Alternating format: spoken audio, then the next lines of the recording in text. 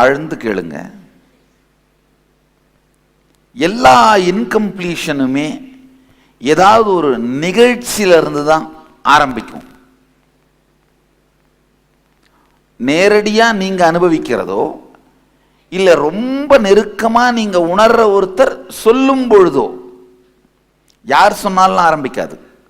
நீங்க ரொம்ப நம்புற நெருக்கமா ஃபீல் பண்ற யாராவது ஒருத்தர் அவர் அனுபவத்தை சொன்னா அது கூட அப்படியே உங்களுக்குள்ள ஒரு பேட்டர்னா மாறிட முடியும், இன்கம்ப்ளீஷனா மாறிட முடியும். எத்தனை பேருக்கு புரியுது?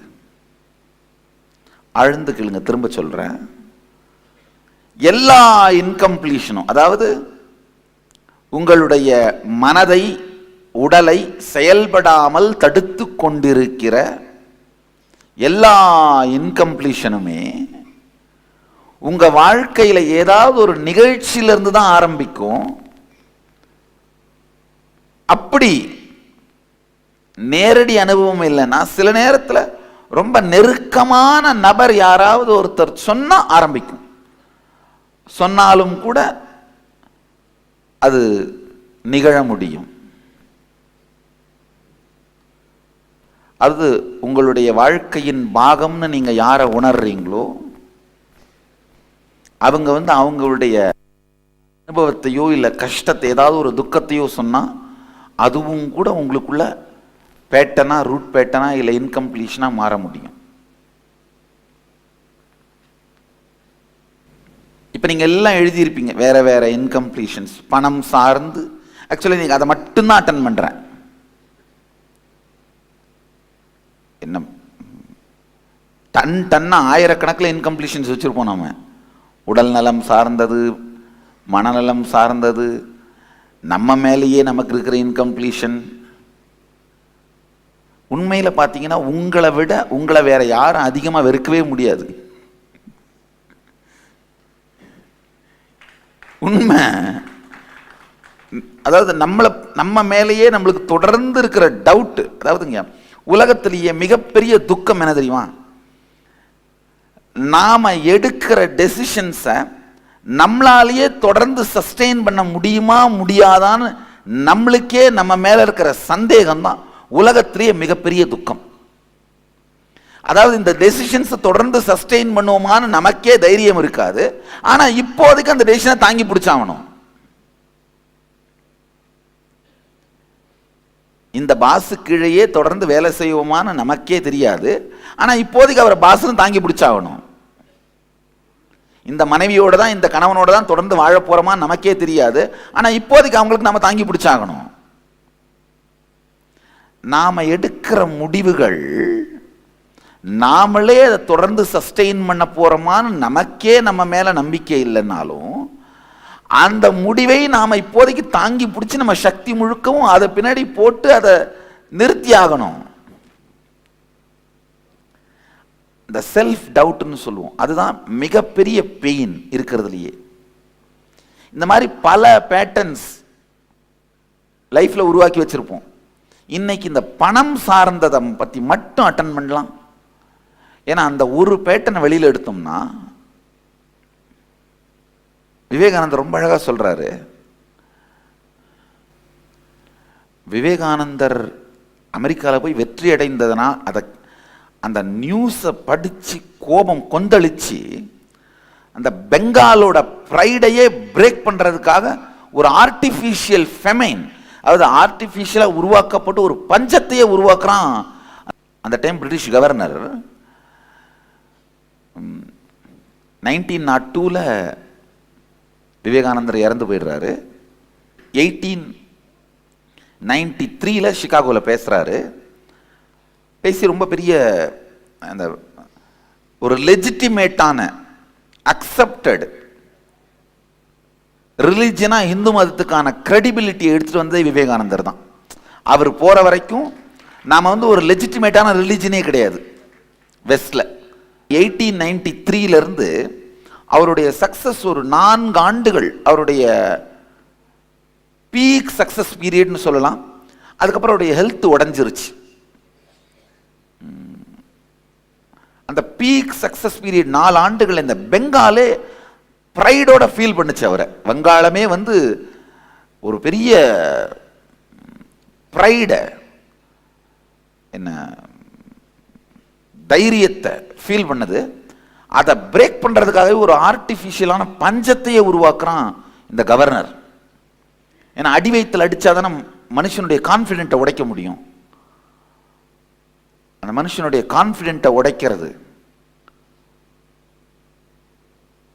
மொத்தமாக ஹோல் அந்த பெங்காலுக்கு சப்ளை ஆகிற மொத்த கிரெயினையும் கப்பல்களில் ஏற்றி கங்கையில் ஒரு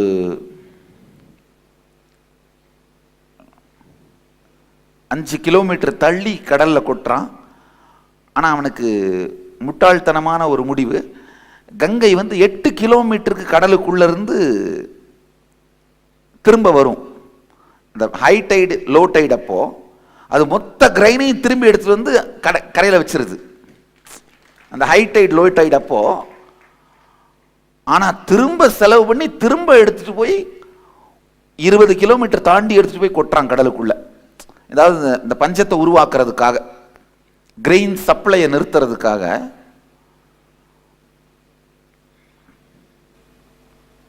விவேகானந்தர் ஒரு மனிதர் உருவாக்கின ப்ரைடு. அவர் ஒரு இடத்துல ரொம்ப ஆழமா ரொம்ப அழகா சொல்றாரு. ஆக்சுவலா இந்த ஸ்டேட்மெண்ட்டை படிச்சுட்டு தான் அந்த கவர்னர் பயங்கர வெறுப்போட இந்த ஸ்டேட்மெண்ட் பொய்னு நிரூபிக்கிறேன் அப்படின்னு சொல்றாரு. அதாவது இந்த வெல்த் பத்தி எக்ஸ்பிளைன் பண்றார் விவேகானந்தர். செல்வமும் கூட நம்முடைய சிந்தனை ஓட்டத்தை முழுமையாக்குவதன் மூலமாக வெறும் மரத்தடியில் அமர்ந்து கொண்டிருந்தால் கூட நம்மை சுற்றிலும் கொட்டச் செய்ய முடியும்ன்றாரு. இல்லை, இது இப்போ உங்களுக்கு இதை கேட்கும்பொழுது பெரிய இதில் என்ன பெரிய ஸ்டேட்மெண்ட் இருக்குன்னு. ஆனால் அமெரிக்காவில் மெட்டீரியலிஸ்டிக் பீப்புள் முன்னாடி இதை சொல்கிறாரு. அவங்கள பொறுத்த வரைக்கும் அது எப்படி ஒரு மரத்தடியில் உட்காந்துக்கிட்டு தன்னை சுற்றி செல்வத்தை கொட்ட வைக்க முடியும்? அவர் அப்போஸ் பண்ணுறாங்க. அவர் இப்போ நான் சொல்ல போகிற இந்த கருத்தை தான் விளக்குறார். அவர் சொன்ன கருத்து தான் இப்போ நான் சொல்ல போகிறேன். நம்மளுக்குள்ள சக்திகளை அலைன் பண்ணா இயற்கையை முழுமையாக நம்மை கேட்க வைக்க முடியும். நம்மை சுற்றி நடக்கும் சூழல்கள் பவர் ஆஃப் கோயின்சிடென்ஸ்ன்ற ஒரு வார்த்தையை யூஸ் பண்றார். பவர் ஆஃப் கோயின்சிடென்ஸ்னா எதேச்சையா நடந்த மாதிரியே இருக்கும், ஆனா நம்முடைய நோக்கத்துக்கு இணைந்தே நம்மை சுற்றி இயற்கை எல்லா நிகழ்வுகளையும் நடத்தும். ஆழ்ந்து கேளுங்க. சாதாரணமா பார்க்க எதேச்சையா நடக்கிற மாதிரி தான் இருக்கும், ஆனா நம்மளை சுத்தி நடக்கிற எல்லா நிகழ்வுகளும் எப்படி இருக்கும்? நம்முடைய நோக்கத்தோடு இணைந்தே இயற்கை செய்யும். அதாவது நாம உள்ளுக்குள்ள கம்ப்ளீட்டா இருந்து என்ன செய்யணும்னு நினைச்சோம்னாலும் பிரபஞ்சமே நம்மோடு அதை சேர்ந்து செய்து முடிப்பதற்காக இயங்குகிறது. பிரபஞ்சமே அதை கொண்டாடுகிறது. நம்முடைய வெற்றி பிரபஞ்சத்தின் வெற்றி. ஆனா நம்மளுக்குள்ள இன்கம்ப்ளீட்டா இருந்து எந்த செயலை செய்தனாலும் ஆழ்ந்து கேளுங்க. இது ரொம்ப ஒரு ஆழமான வாழ்க்கையினுடைய சத்தியம். நாம இன்கம்ப்ளீட்டா இருந்து என்ன செயலை செய்தாலும் பிரபஞ்சத்திற்கும் நமக்கும் இடையிலே நடக்கிற சண்டை தான், அது யுத்தம் தான். நிறைய பேர் நீங்க நினைப்பீங்க வாழ்க்கை உங்களை ஏமாத்திட்ட மாதிரி. அதாவது உங்களை சுத்தி இருக்கவங்க, சமூகம் எல்லாமே நம்மளை ஏமாத்திருச்சு. எனக்கு கொடுக்க வேண்டிய ரைட் டியூ எனக்கு கொடுக்கப்படலை. என் உழைப்பு, என்னுடைய தியாகம், என்னுடைய பங்களிப்பு இதுக்கு தேவையானது என் வேலையிலேயோ என் தொழிலையோ இல்லை என்னுடைய குடும்பத்திலேயோ என் தனிப்பட்ட வாழ்க்கையிலையோ எனக்கு கிடைக்கப்படலை. எத்தனை பேர் அந்த மாதிரி நினைக்கிறீங்க? உண்மையில தெரிஞ்சுக்கோங்க. அப்போ உங்க வாழ்க்கையை நீங்க பிரபஞ்சத்தோடு ஒரு போராகத்தான் நடத்துகிறீர்கள்.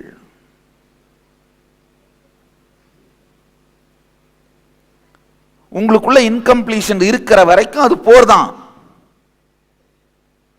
உங்களுக்குள்ள கம்ப்ளீஷன் இருந்தாங்கய்யா,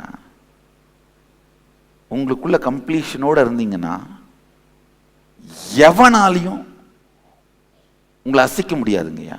உண்மையிலேயே சொல்றேன், அனுபவத்திலிருந்து சொல்றேன். இந்த சிம்மாசனத்தை அசைக்க எத்தனையோ சிம்மாசனங்கள் முயன்று அவங்க சிம்மாசனம் தான் கழண்டுதுங்கய்யா. அவங்க சிம்மாசனங்கள் தான் காணாம போச்சு. நான் ஒரு தரம் மீட்டிங்லேயே சொன்னேன், இந்த மீடியாலேயே சொன்னேன், ப்ரெஸ் மீட்லேயே சொன்னேன், என்னையா ரொம்ப பெரிய ரவுடி கும்பல்னு ஊரெல்லாம் பேசிக்குது, என் மூஞ்சில் இருக்கிற ஸ்மைல் அழிக்க முடியல இவங்களால. பொல்லாதவங்கப்பா, அவங்க கிட்ட சண்டை வேணாம்பான்னு ஊரெல்லாம் சொல்லுது, பெரிய ரவுடின்னு சொல்லிக்கிறாங்க.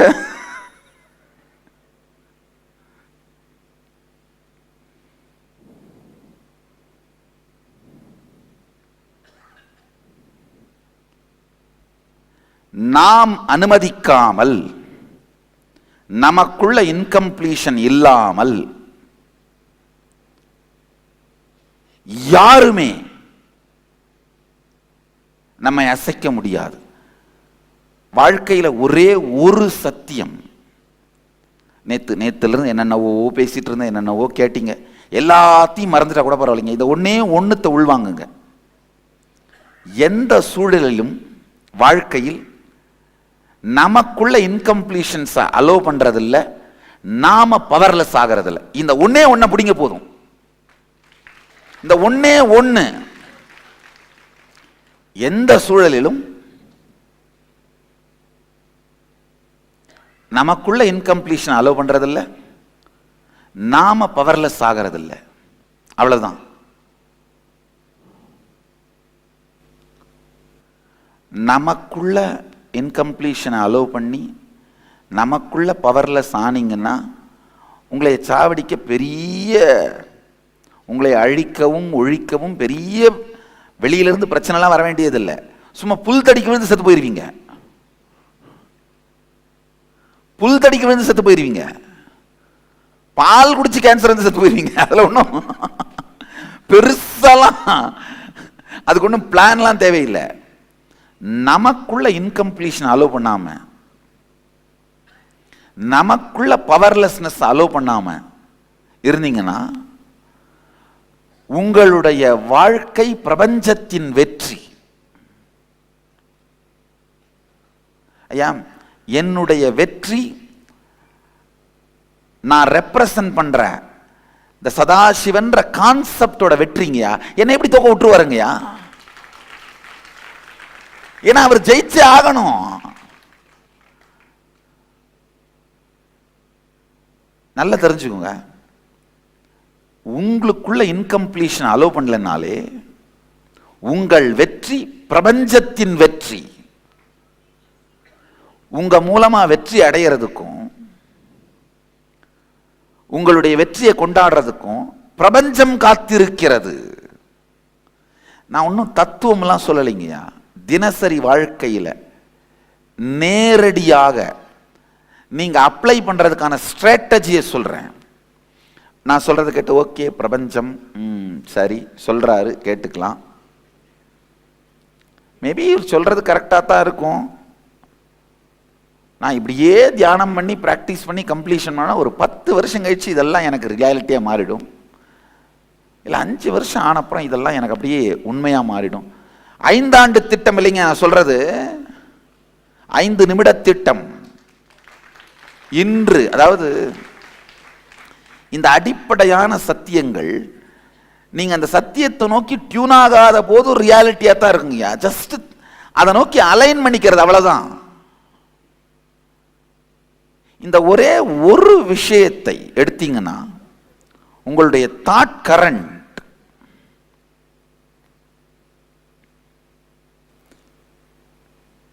கோஹெரன்ஸ் சொல்றது தமிழ்ல இயைபு நிலைன்னு சொல்லலாம். உங்களுடைய இந்த உணர்வின் இயைபு நிலை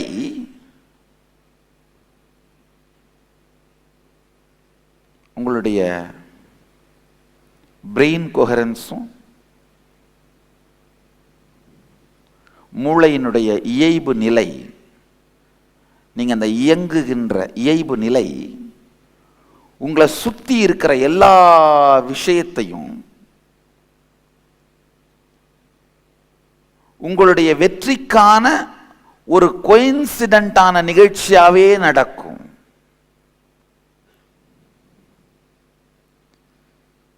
நீங்க சாதாரண லைஃப்ல ஃபீல் பண்ணும்போது சொல்லுவீங்க, சில நாள் இன்னைக்கு நாள் ரொம்ப நல்லா இருந்ததுப்பா, போனதெல்லாம் ஜெயிச்சிருச்சு, தொட்டதெல்லாம் உருப்பிட்டுருச்சு. சில நேரத்தில் சொல்லுவீங்க, ஒரு 4 நாளா நேரமே சரியில்லை, எதை பார்த்தாலும் சண்டையா இருக்கு, எதை பார்த்தாலும் பிரச்சனையா இருக்கு, எதை பார்த்தாலும் தொந்தரவா இருக்கு.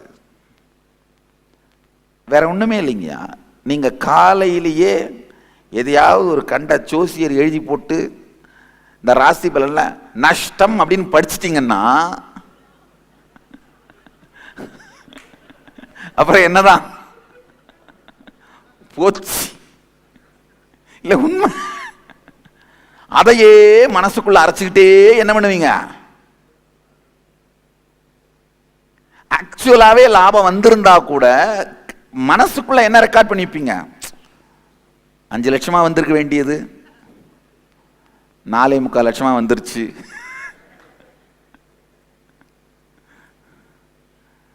அந்த பிரெயின் கொஹரன்ஸை டிஸ்டர்ப் பண்றீங்க. இன்கம்ப்ளீஷன்ஸ் தினந்தோறும் உங்களுக்கு செய்யற பிரச்சனையே உங்களுடைய பிரெயின் கொஹரன்ஸை டிஸ்டர்ப் பண்றதாங்கய்யா. நிறைய சொல்லிட்டேன், நிறைய வார்த்தைகளை யூஸ் பண்ணிட்டேன். இப்ப இதோட சாரத்தை சொல்றேன் கேளுங்க.